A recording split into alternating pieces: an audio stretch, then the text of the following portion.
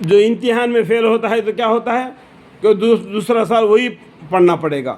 اسی طریقے انسان بھی اسلام سے پھیر جاتا ہے تو وہ امتحان میں پھسلا جاتا ہے تو کیا ہو جاتا ہے؟ جہنم کا ساخت بن جاتا ہے. اللہ نے کیا کہا دیا قرآن میں؟ صدق اللہ، سچ کہا دیا اللہ تعالیٰ نے، میں جہنم کو بھر دوں گا. بھرنے کے لیے انسان اور جن ہونا چاہیے کیا نہیں؟ اللہ کا حکم کو پورا ہونا چاہیے کیا نہیں؟ اس بات کو بھی سوچنا چاہیے. ٹھیک ہے، بس آگے جب قرآن کو پڑھتے تو آگے پیچھے حدیثوں کو بھی لے کے سمجھ لینا چاہیے کہ اللہ تعالیٰ نے جہنم کو پوچھ کر بھر دے گا. تو جہنم کو پوچھ بھرنے کے لیے تو ان کے لیے ساختیں، کھانا بنانے کی لکڑیاں کیسا ضروری ہے، اس طریقے جہنم کو بھرنے کے لیے انسان اور جن بھی ضروری ہے کیا نہیں؟ اس طرح کا اللہ تعالیٰ نے مثالیں بیان فرماتے ہیں تاکہ تمہیں سمجھ لے. لعلکم تعقلون یتذکرون، یا تم سمجھتے نہیں ہو کیا؟ تم سوچتے نہیں ہو؟ تم دیکھتے نہیں ہو کیا؟ تم سنتے نہیں ہو کیا؟ تم کو عقل نہیں ہے؟ اے جی عقل لوگو. اس طریقے سے اللہ تعالیٰ ہینڈس دے کے بتا دیتا ہے. پھر بھی نہیں سمجھ گیا تو کیا بتائے؟ پھر بھی سمجھ نہیں گیا تو پھر جانوروں کے مثال بتا دیا اللہ تعالیٰ نے. اللہ تعالیٰ جو چاہتا ہے کرتا ہے. وَيَفْعَلُ اللَّهُ مَا يَشَاءُ، ہم کچھ نہیں کہہ سکتے. اللہ تعالیٰ کا مرضی ہے، ہم ایک کھلونے ہیں.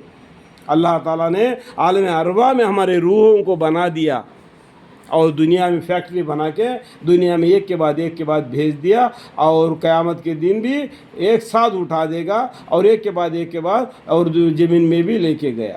یہ خدا کی مرضی ہے. ہم ایک کھلونے ہیں. ہمارا اعمال نامہ، ہمارا سب کچھ اللہ کے دفتر میں محفوظ لکھا ہے. کون جنتی ہے کون دوزخی ہے تو اللہ کو معلوم ہے. اللہ تعالیٰ بندوں پر نگران رکھتا ہے. اللہ تعالیٰ جو چاہتا ہے کرتا ہے.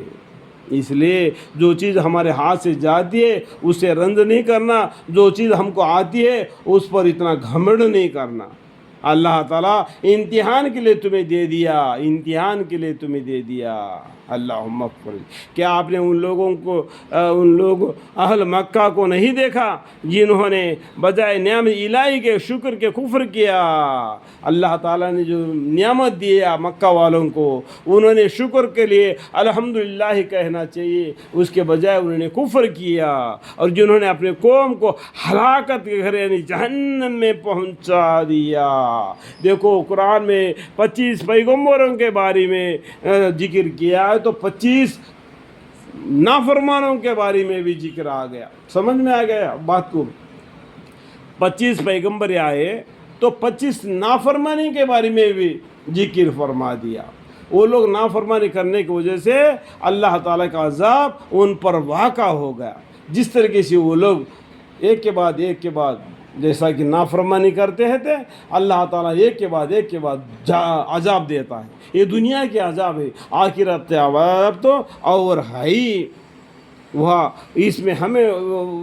اس میں داخل ہوں گے اور وہاں رہنے کی بری جگہ ہے. جہنم کیا ہے؟ رہنے کی بری جگہ ہے. اور جنہوں نے اپنے قوم کو ہلاکت کے گھر یعنی جہنم میں پہنچا دیا وہ اس میں داخل ہوں گے اور رہنے کی بری جگہ ہے. جیسا کہ فرعون نے کیا کیا؟ خود بھی گمراہ ہو گیا، لوگوں کو بھی گمراہ کر دیا. اور برزخ میں بھی بولتے ہیں فرعون اور اس کی قوم کو دوزخ کی آگ کی آہٹ گرمی ان کو دکھا دیتے ہیں ہر دن. اللہم اغفر لی. دوزخ اتنا دور سے اس کی آہٹ معلوم ہو جاتی ہے، کتنا ہزاروں کلومیٹر بولنے سے بھی. وہ بھی جہنم کی آگ فرعون اور اس قوم کو ہر دن اس کا بھانپ دیا جاتا ہے کہ دیکھو آخرت میں برزخ میں آخرت میں تمہاری جگہ وہ ہے. اللہم اغفر. یا اللہ جہنم کے عذاب سے ہمیں محفوظ فرما. اتنے ہمارا جسم طاقتور نہیں کہ تیرا سزا کو بھگت سکے. آپ نے خود قرآن میں فرمایا خلق الانسان ضعیفا، انسان کو کچا دل اور کمزور طاقت کم والا کر کے پیدا فرما دیا. تو اتنا کمزور آدمی کو جہنم میں جلا دے گا تو ہم تو پہلے ہی معافی مانگتے ہیں۔ میرے حق میں بھی، میرے بیوی، میرے بچے، میرے پورے خاندان، وسیلہ تا قیامت نسل بہ نسل، ان سب کے حق میں میں ابھی معافی مانگتا ہوں۔ اگر وہ لوگ معافی نہیں بھی مانگ لیے، دنیا کی طرف مائل ہو گئے، پھر بھی میں ان کے وجہ سے معافی مانگتا ہوں ان کے طرف سے۔